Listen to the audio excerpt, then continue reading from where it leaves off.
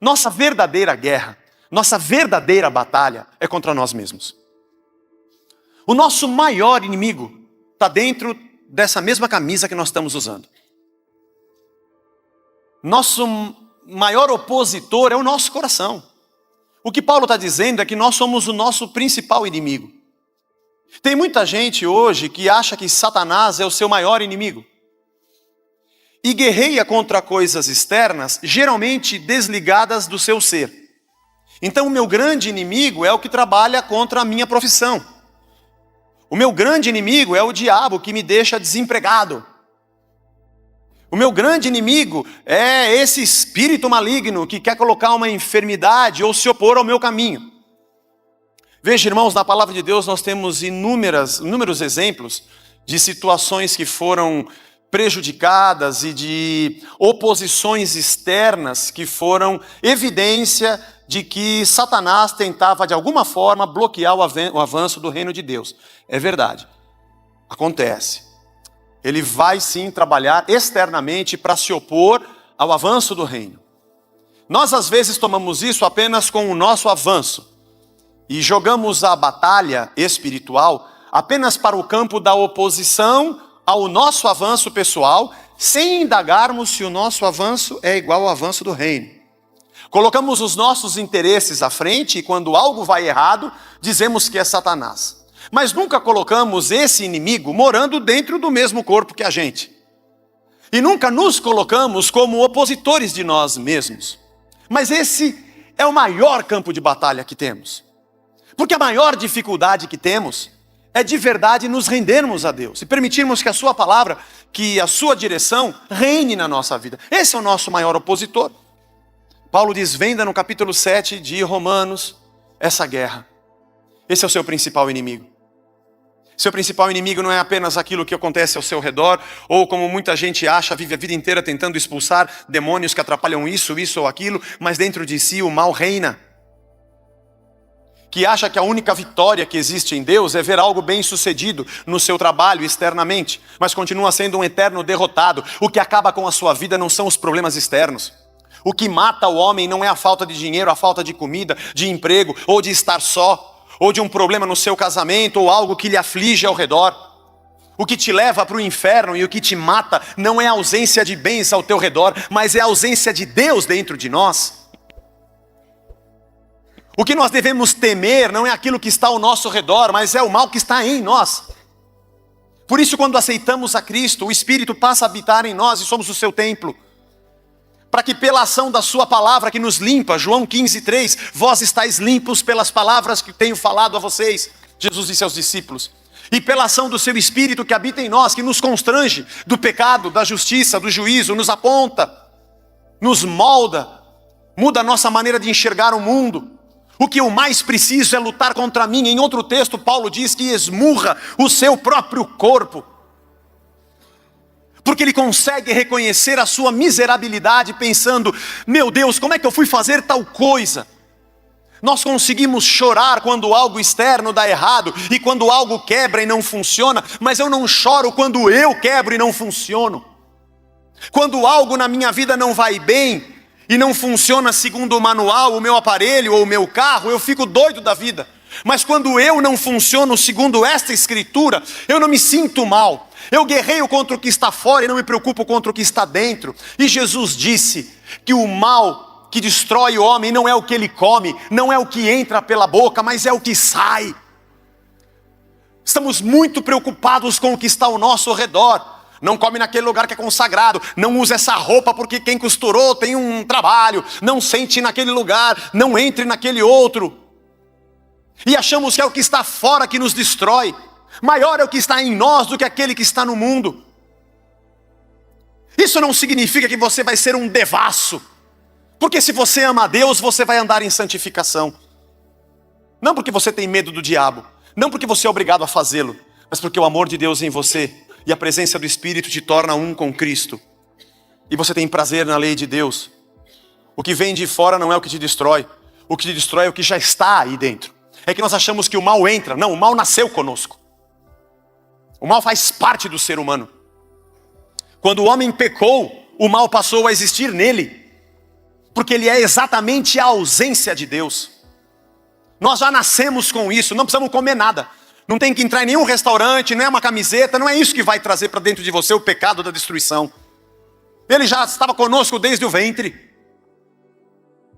A verdade é que o mal que destrói o homem é aquele que está dentro e ele externa.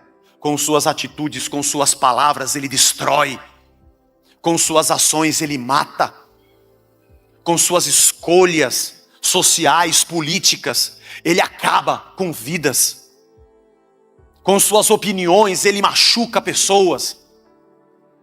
Estamos muito preocupados se estamos do lado de alguém santo ou de alguém impuro, porque eu não posso tocar no impuro. E achamos que santidade é estar longe da sujeira. Santidade é tirar a sujeira de dentro de nós. Andar no meio da sujeira, irmão, não tem jeito, a gente está preso a esse mundo. Se fosse isso, santidade, Jesus não teria vindo a esse mundo, porque ele só esteve entre nós e nesse mundo só tem pecado. Mas ele tocou em leprosos, ele comeu com pecadores, ele conversou com prostitutas, ele andou com samaritanos, tudo que era imundo naquela época ele fez. Ele rompeu a regra do sábado, ele fez tudo que era uma maldição aos olhos dos judeus. A maior guerra que temos é contra nós mesmos. A maior luta que você e eu precisamos ter é contra o que temos carregado na nossa cabeça, no nosso coração, na nossa alma, nos nossos sentimentos. O que temos para levar para esse mundo? Se Cristo está dentro de mim, se Ele habita dentro de mim, meu Deus do céu. Eu não sei se foi num outro culto aqui de manhã ou se foi de noite que eu dei o exemplo do espiritismo. Foi aqui? Se o espírito de Shakespeare entrasse em você. Eu falei isso aqui? Falei, né? Foi de manhã ou foi de noite? Foi de manhã, né? Então já está pregado, irmão. O Espírito Santo habita em você. Não, eu falei aqui um dia, vou falar bem rápido que o nosso tempo é curto, mas se o espírito de Shakespeare, se pudesse, não que possa, vai falar, Zé virou espírita, não. Caso da Rocha eu sabia. Não, calma, irmão, não estou dizendo que isso é possível, estou dizendo se fosse possível, o espírito do Shakespeare entrar em você. Ia ser o seu corpo, você, só que você ia escrever histórias incríveis, porque na verdade era o Shakespeare e não você. Vamos dizer que em você entrasse, fala um outro aí, do João do Pulo, não que seja possível, irmão. Não que seja possível, porque você está falando agora que o espírito das pessoas, não é isso que eu estou falando, se fosse possível. Imagina que fosse possível o espírito do João do Pulo entrar em você. Você me dá a mão aqui, tchau Zé, e ir embora para casa. Porque na verdade, mesmo que você fosse idoso, o corpo, a carcaça era sua, mas dentro era o João do Pulo. Imagina que o espírito do Einstein, não estou dizendo, de novo, eu não estou dizendo que isso é possível.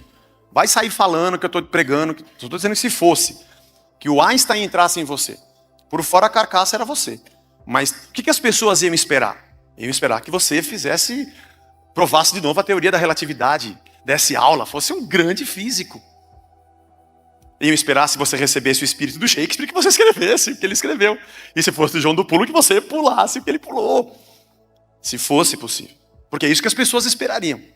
Não estou dizendo que é possível, vamos dizer que fosse possível. Gente, pelo amor de Deus, não vai dizer que eu estou pregando que é possível. Mas vamos dizer que fosse possível, por exemplo, o Espírito de Deus está dentro de você. Esse é o problema. É que esse é possível. Mas nós não fazemos o que o Espírito de Deus quer. Esse é o problema. Aliás, a gente é louco para receber a unção do fulano, do beltrano e do ciclano. O de Deus que está em nós, a gente recebe e não usa. Vivemos com um saravá dentro das igrejas, impõe a mão em um e no outro, empurra e passa a geração e passa o poder que eu tenho, que você tem, como se fosse uma coisa que se vendesse. E eu olho para os outros e quero ser igual a ele. Não, se aquele cara prega daquele jeito, se aquele cara canta daquele jeito, se ele passar o que ele tem, eu vou cantar que nem ele. Nós acreditamos nisso.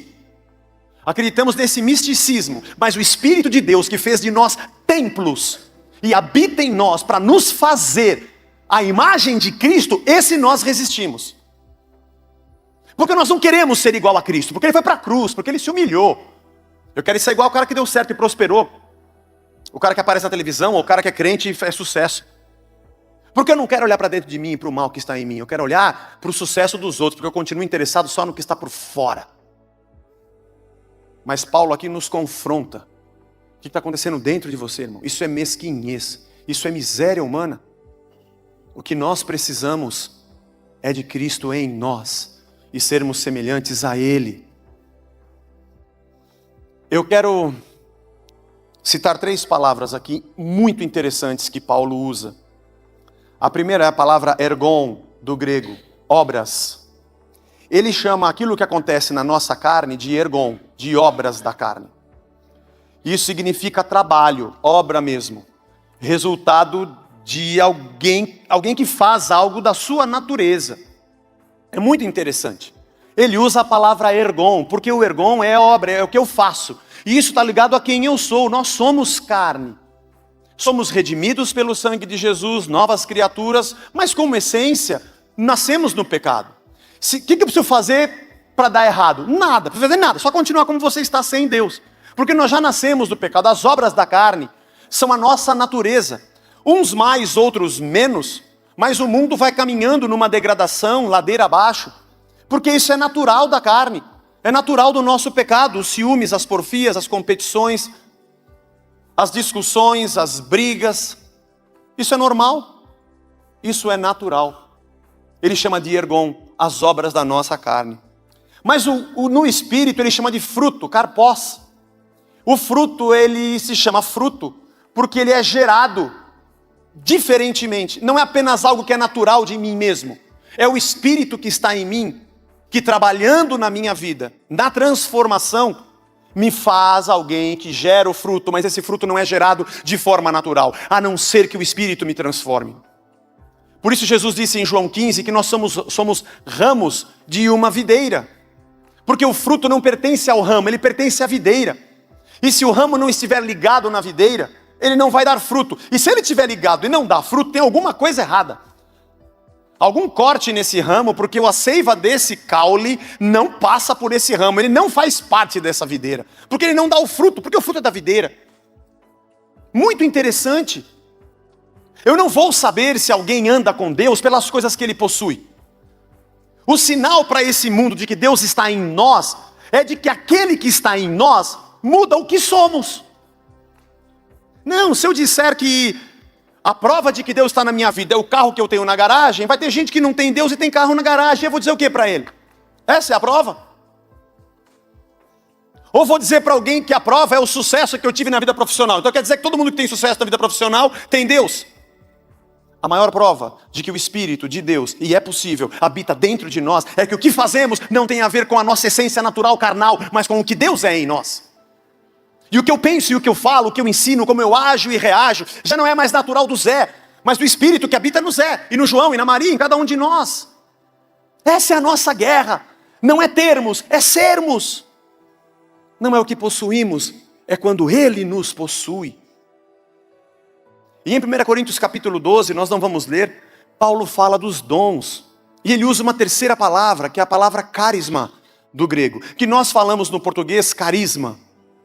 E ela vem da mesma raiz da palavra caris, que significa graça, dádiva. Ele usa para falar de dons uma terceira palavra, porque o dom também é alguma coisa que ele dá, não é nossa, é dele.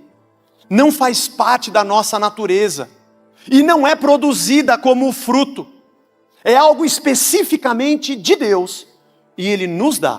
E no mesmo texto ele diz que o Espírito dá muitos serviços, muitas diaconias, Ele nos dá para servirmos.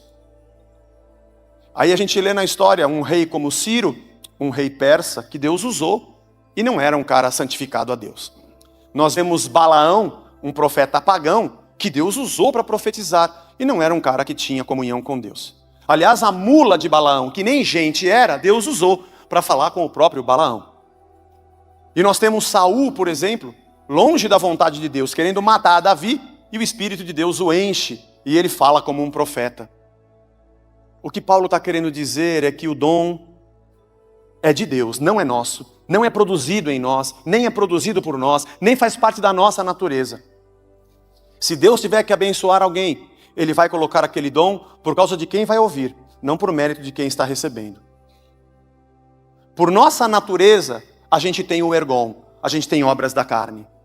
Pela ação do Espírito dentro de nós, nós damos frutos. Eu não posso me responsabilizar pelo dom. Aliás, eles são chamados dons do Espírito porque não são nossos. Eu não posso me orgulhar de nenhum dom porque não é meu. E também não fui eu que produzi, porque não é um karpós, não é um fruto. Eu não posso achar que alguém é de Deus porque tem um bem, e nem achar que ele é de Deus porque tem um dom.